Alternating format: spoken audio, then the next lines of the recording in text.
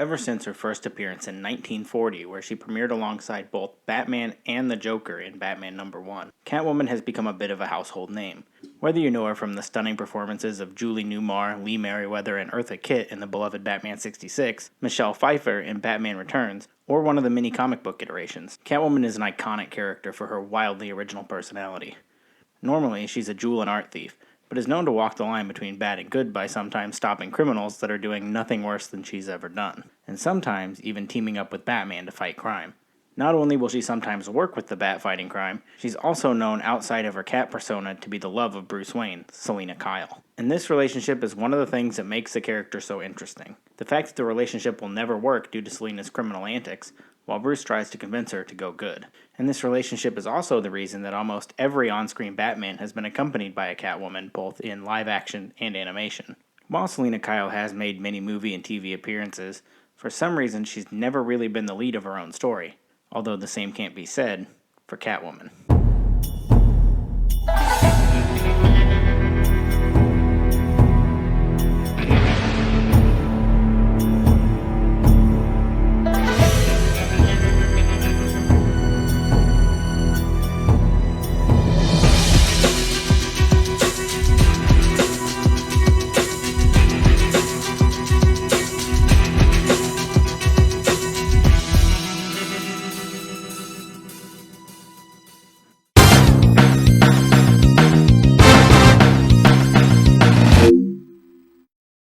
That's right, the 2004 Catwoman film has nothing to do with Selina Kyle, Batman, or even Gotham.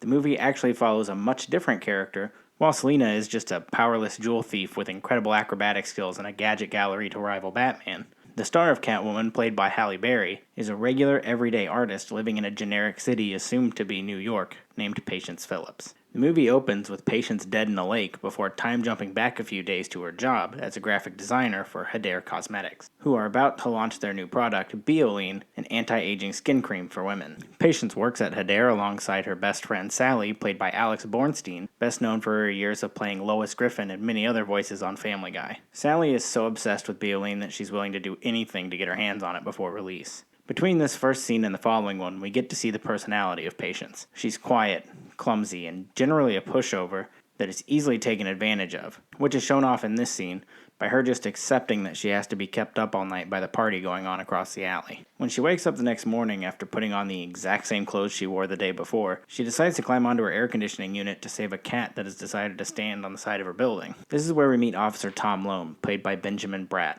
who was on Law & Order for like 15 years, but more importantly for us, he played animated Superman once. This kicks off the love story between Patience and Tom, after he saves her from falling with the world's strongest right arm, and stalks her to find her place of work. Patience is then forced to deliver her design for the new Bioline advertisement by hand, because the mailroom can't get it shipped in time, where she accidentally stumbles upon the gruesome side effects of Bioline. In her naturally clumsy fashion, Patience knocks some stuff over and the guards chase her down trying to kill her, so that Bioline's secret side effects don't get out into the world. Patience is forced to Shawshank her way out by escaping out of a waste disposal pipe, but is then launched out of the pipe by, waste. I got the poo on me!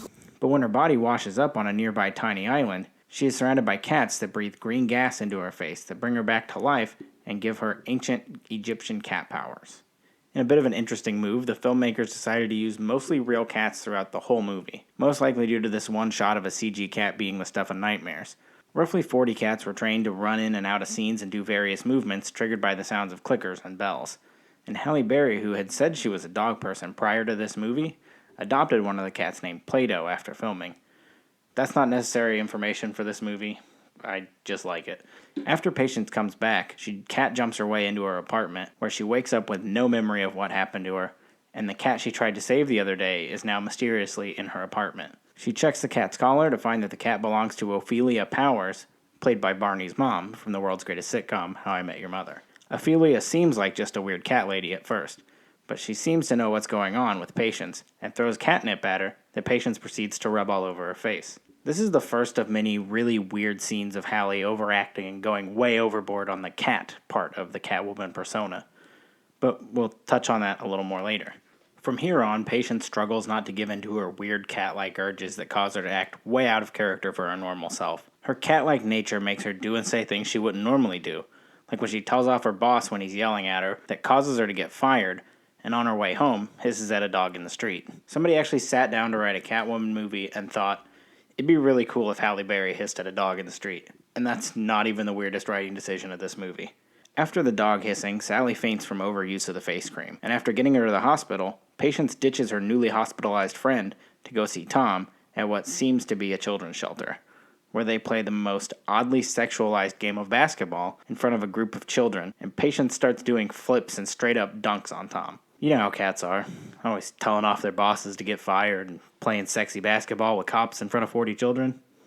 Just cat things. Later that night, newfound cat-powered Patience finally decides she can't take the partying across the alley, and kicks in the knockoff Nickelback singer's door and whips at him with a soda nozzle. From there we get a suit-up hair-cutting montage where this movie takes a page from the CW playbook, giving Catwoman an all-leather suit before she steals a motorcycle and takes off to a jewel heist. When she gets to the jewelry store to rob it, she realizes a gang of criminals have gotten there first, so she decides to stop them from doing the same thing she was going there to do, which leads us to this lovely bit of dialogue.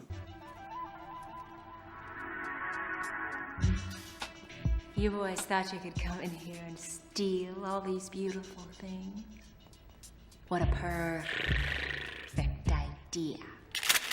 When the fight breaks out, it just becomes a series of Hallie's weird cat antics as she overdoes all of her movements to try to make them more cat-like. And it's packed with so much CGI that it looks almost cartoonish. I have to assume this is where the movie's $100 million budget went, because it certainly didn't go to the writing. And while we're on the topic of the writing, that is already awful enough as it is, but with Halle Berry's intense line delivery, it can be so cringe-inducing, it almost makes you want to wince when she speaks. After Catwoman takes down the robbers and takes some jewelry for herself, she returns to Ophelia's house to learn about the Catwomen, who have been around for hundreds of years, and how she got her powers. With this new knowledge, Catwoman sets off to find her killers in a new outfit that is way worse in comparison to the jewelry store outfit. Toeless high-heel shoes, leather pants pulled straight out of a wood chipper, a matching leather bra, and a 10-foot-tall cat mask to top it off. After arriving at a bar to get answers from one of the men involved in her murder, Catwoman orders a glass of just milk, because why wouldn't she? Which leads to a seizure-inducing dance scene full of flashing lights and a million cuts to disorient the viewer so bad they quit questioning why someone at DC signed off on this movie. Catwoman takes the guy she came to find at the bar out of the back so she can walk on his keyboard or whatever cat thing she does to get answers out of him about why she was killed. The next morning, Catwoman is framed for the murder of the head scientist of the Bafflingly project. Now, this whole time, I have left out a bit of the side story that I didn't find necessary to cover before this point in the story. As I mentioned earlier, the Bafflingly project is being produced by a major cosmetics company, the same company that Patience was fired from earlier, Hedare Cosmetics. George Hedare, owner and CEO of Hedare Cosmetics, is fully aware of the side effects of Bafflingly, but doesn't want to stop the launch. He's also the most generic bad guy. He's mean just to be mean and cheats on his wife because she's 40. Not any issues with his relationship. She's just old. Also, while all of this has been going on, Detective Lone has been investigating the Catwoman case, along with going on dates with Patience, and slowly starting to pick up the clues that Patience and Catwoman are one and the same. If we jump back into the main story, Catwoman breaks into Hedare's house to confront him, which ends in a fight with his wife, played by Sharon Stone, who is famous for owning a ranch in New Zealand. Laurel Hedare gives Catwoman George's location because she's old, and also gives Catwoman a phone so she can reach her, which she promptly kangaroo pockets into her crotch before going after George. After arriving at the theater, she's only able to confront George for a moment before she's chased backstage by the police, where she ends up in a decently choreographed fight scene with Tom Lone that is ruined by more of her strange cat shenanigans, but is still probably the best part of this whole movie. The next day, Laurel and George get into an argument and George hits Laurel, and this is where we learn the other side effect of Bafflingly. While Bafflingly has the side effect of deteriorating the user's face if they quit using it, if the user continues to use Bafflingly for years, like Laurel has, it gives them invulnerable skin. From here, Patience and Tom go on another date where Tom continues to try to piece together the secret identity of Catwoman. Then they smooch in the rain and do the other stuff people do after that in a romantic comedy. While Patience is asleep, Tom gets up and discovers one of Catwoman's bedazzled fingernails on the floor. Tom leaves to take the evidence back to the police, and Patience is woken up by a call from Laurel, asking her to come to her house, where she frames Catwoman for the murder of her husband. When Catwoman escapes the Hedare mansion, she returns to her apartment where Tom is waiting for her and arrests her. But Midnight the Cat shows up and teaches Patience how to slip through comically far apart jail bars so she can jump out the window to escape, and literally gets rear-ended by a Mercedes. Tom Lone and Catwoman then separately go after Laurel and are forced to team up in the end to try to stop her. For the first time, with only roughly 10 to 15 minutes left of the movie, we get some semblance of Selina Kyle with the relationship between Patience and Tom. Tom starts to take on the role of a pseudo-Batman. He's clearly in love with Patience, but knows the higher priority should be stopping the criminal she becomes at night. And sometimes, throughout the movie, Patience will follow the average Catwoman role of flip-flopping between saving the day and being a criminal, sometimes doing both at the same time. I always try to find at least one upside to these bad movies, but that's an incredibly hard task to do for Catwoman. It has no connection to the subject matter outside of the name. The fights are bad, the story's bad, the aesthetic is bad.